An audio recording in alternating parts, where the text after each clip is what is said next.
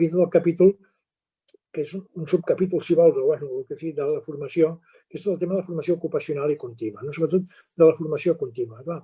El nombre de treballadors del nostre país, treballadors actius, que fan formació contínua és al voltant del 9%. Dius, bueno, és molt. Sí, no. A Europa igual estan al 13%, tampoc és que hi hagi molt.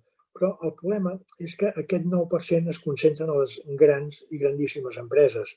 Els treballadors de les petites i mitjanes empreses, que és la immensa majoria del nostre teixit productiu, no fan aquesta formació contínua i, per tant, no poden ser un element motor de canvi tecnològic o d'innovació productiva de les empreses. Tant en el capítol d'educació i de formació hi ha feina a fer, en el capítol de formació professional, però també en el tema del sistema educatiu en general.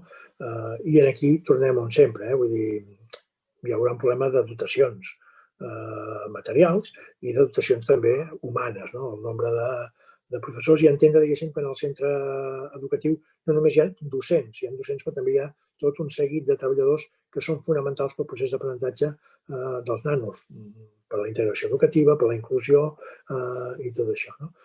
Aquí jo crec que hi ha també marge d'actuació i que des del govern això ho canviarem en 2 dies.